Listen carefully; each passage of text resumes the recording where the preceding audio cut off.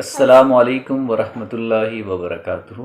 السلام علیکم ورحمۃ اللہ وبرکاتہ۔ آج ہم بات کریں گے حضرت ہود علیہ السلام کے بارے میں۔ حضرت ہود علیہ السلام کا قصہ رمل اور معاذ اور آپ لوگوں کو سنانا ہے۔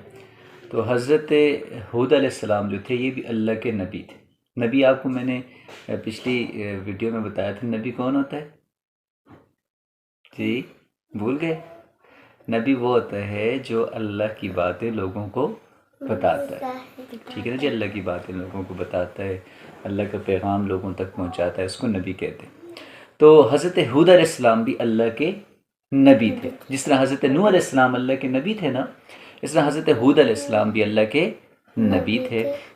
حضرت نوح علیہ السلام کے بعد دیکھو کیا ہوا تھا، کچھ لوگ ایمان لائے، بہت سارے لوگ ایمان نہیں لائے تھے۔ پھر کیا ہوا، نوح علیہ السلام نے کشتی بنائی، وہ اس میں سوار ہوئے، کافروں سب کو اللہ نے کیا کر دیا؟ غرق، ختم کر دیا۔ سارے کافر دنیا سے ختم ہو گئے۔ لیکن پھر سے دوبارہ انسان بسنا شروع ہوئے دنیا میں، بہت زیادہ انسان ہو گئے۔ تو پھر وہی ہوا، شیطان نے پھر لوگوں کو بہکایا، وہ اسی طرح اللہ کو بھول گئے۔ تو پھر وہ بتوں کی اور دوسرے چیزوں کی عبادت کرنے لگے۔ تو اللہ تعالیٰ نے پھر حضرت ہود علیہ السلام کو نبی بنا کر بھیجا۔ لیکن ان کی جو قوم تھی ہود علیہ السلام کی، قوم عاد ان کو کہتے تھے۔ کیا کہتے ہیں؟ عاد۔ قوم عاد جو تھی بڑی سرکش قوم تھی۔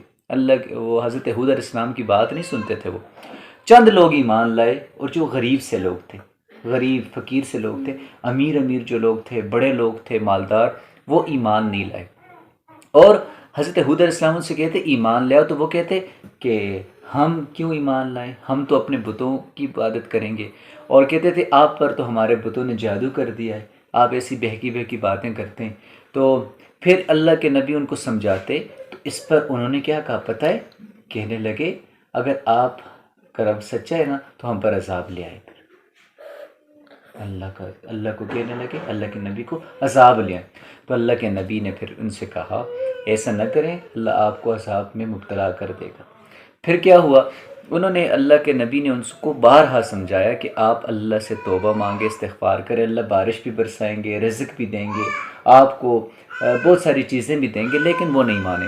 پھر ایک دن اللہ تبارک و تعالیٰ نے حضرت ہود علیہ السلام اور ایمان والوں کو بتلا دیا کہ اب میں نے ان کو عذاب دینا ہے۔ بادل آ گئے بارش کے لیے، بادل آئے نا بارش کے لیے، تو حضرت ہود علیہ السلام کو اللہ نے بتا دیا کہ یہ عذاب آنے والا ان لوگوں پر، آپ ایمان والوں کو لے کر یہاں سے نکل جائیں۔ حضرت ہود علیہ السلام اور ان کی جو ایمان والے چند لوگ تھے تھوڑے سے، وہ وہاں سے نکل گئے، وہاں شہر سے، اس بستی سے نکل گئے جہاں وہ رہتے تھے۔ کافر وہاں پہ تھے، وہ کہ سمجھنے لگے یہ بارش ہوگی، اب وہ خوش تھے۔ بارش ہوئی، لیکن بارش کے بعد پھر طوفان آیا۔ 8 دن اور 7 راتیں سخت ہوا، طوفان، آندھی، سب لوگ ختم ہو گئے، مر گئے۔ قوم عاد ساری تباہ ہو گئی، ان کی بستیاں اللہ تبارک و تعالیٰ نے تباہ کر دی۔ یہ کیوں؟ کیونکہ انہوں نے کیا کیا؟ سرکشی کی، اللہ کی نافرمانی کی۔ ان کو اللہ کے نبی نے سمجھایا بھی، لیکن وہ سمجھے نہیں، تو اللہ نے پھر ان کو کیا کر دیا جی؟ غرق کر دیا۔ یہ قوم عاد تھی جو حضرت ہود علیہ السلام کی قوم تھی۔ پھر یہ واقعہ ہوا حضرت ہود علیہ السلام کا۔ اس کے بعد ایک واقعہ حضرت صالح علیہ السلام کا، انشاءاللہ وہ اگلی ویڈیو میں آپ لوگوں کو بتاؤں گا کہ حضرت صالح علیہ السلام کا واقعہ ہے، وہ بھی بڑا دلچسپ ہے۔ تو اس لیے آج کس واقعے سے بھی مطلب کیا سبق ملتا ہے، کچھ آپ کے ذہن میں آ رہا ہے؟ کبھی بھی اللہ کی نافرمانی نہیں کرنی چاہیے۔ یہ بات ہے، اللہ کی نافرمانی نہ کریں، اور جو اللہ کے پیغمبروں کی باتیں ہیں ان کو ماننا چاہیے۔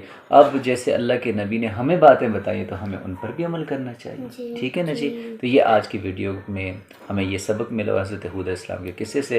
انشاءاللہ آئندہ نیکسٹ ویڈیو میں ہم حضرت صالح علیہ السلام کا قصہ آپ حضرات کے سامنے رکھیں گے۔ تب تک کے لیے اجازت، السلام علیکم ورحمۃ اللہ وبرکاتہ۔ وعلیکم السلام ورحمۃ اللہ وبرکاتہ۔